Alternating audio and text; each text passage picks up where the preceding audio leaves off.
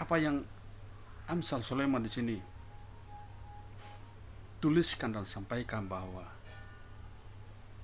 jangan menyukai tidur supaya engkau tidak jatuh miskin. Kepada siapakah Amsal Sulaiman menuliskan surat? Tentu kepada orang-orang yang percaya, kepada orang-orang yang mengasihi Tuhan seperti saudara saya, agar kita tidak menyukai tidur.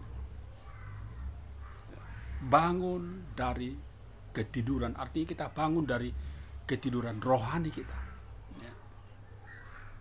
Saya tidak tahu berapa lamanya orang-orang Kristen yang terlalu diinabobokkan dengan keadaan, dengan situasi ya.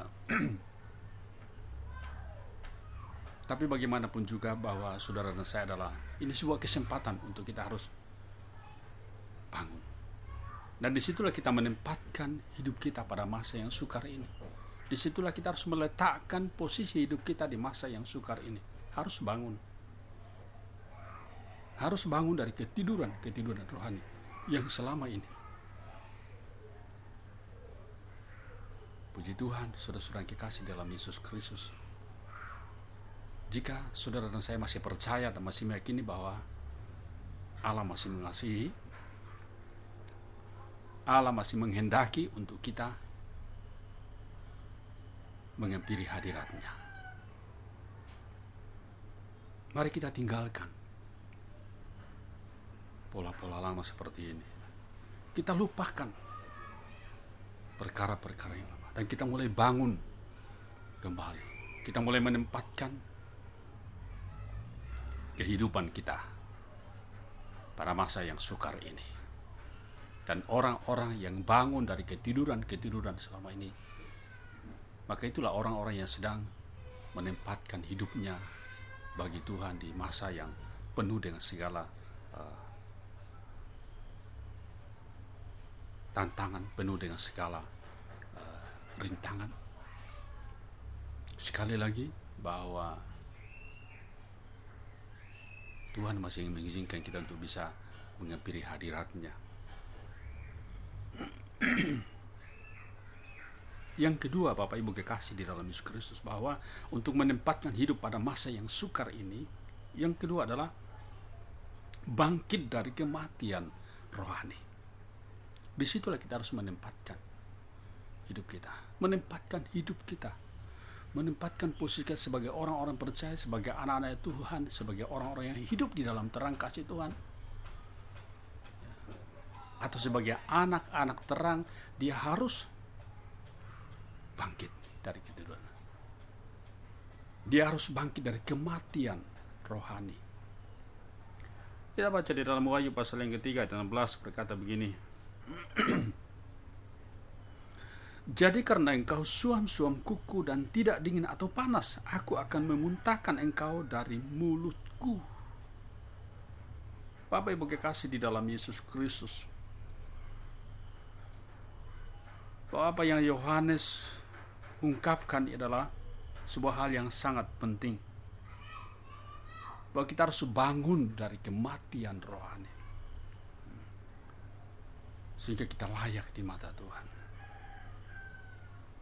sehingga kita bukan orang-orang yang dimuntahkan oleh Tuhan. Yohanes mengatakan bahwa jadi karena engkau suam-suam kuku dan tidak dingin atau panas, aku akan memuntahkan engkau dari mulutku. Tuhan Yesus berkata kepada jemaat mula-mula, gereja yang mula-mula, agar mereka benar-benar bangkit dari kematian rohani. Karena itu Bapak Ibu kekasih dalam Tuhan Yesus Kristus, mari kita menyadari kita sedang menempatkan hidup kita sebenarnya sedang ada di mana. Dan jangan sampai kita menjadi orang-orang yang suam-suam, menjadi orang-orang yang tidak berkenan kepada Tuhan. Ada banyak orang-orang Kristen yang ternyata seperti apa disampaikan oleh Yohanes, bahwa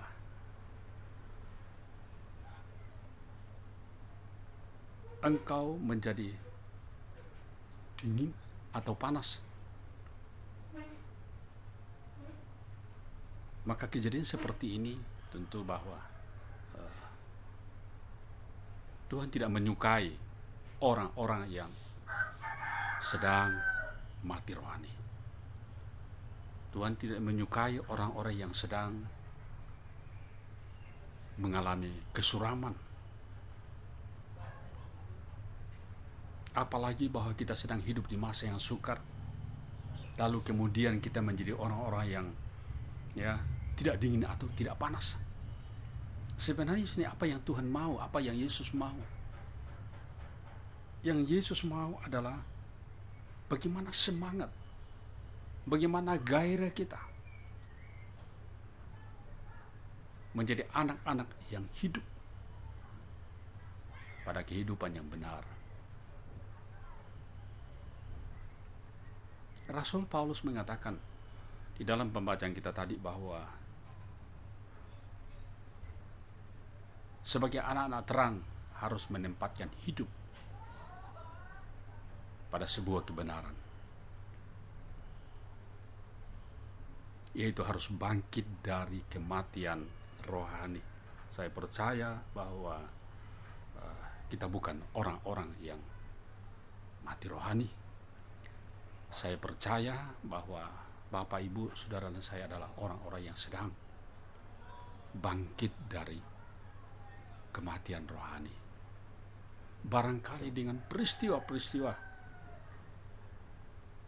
atau kejadian-kejadian seperti pada masa sekarang ini akan membuat orang bisa bangkit dari kematian rohani. Ada banyak di luar sana orang sedang berdoa, sedang berseru kepada Tuhan, sedang meraung-raung kepada Tuhan. Dan sekira hal itu sangat penting untuk kita harus lakukan. Terpujilah Tuhan Yesus Kristus. Yang berikut, Bapak Ibu kekasih dalam Tuhan, untuk menempatkan hidup pada masa sukar sebagaimana hari-hari ini. Yang ketiga adalah jangan bermasa bodoh. Sekali lagi, jangan bermasa bodoh. Kita lihat di ayat yang ke 15. Karena itu perhatikanlah dengan seksama bagaimana kamu hidup. Janganlah seperti orang bebal, tetapi seperti orang arif. Saudara-saudara kekasih dalam Yesus Kristus, betapa fatalnya ketika ada orang-orang Kristen lalu kemudian dia bermasa bodoh, atau seperti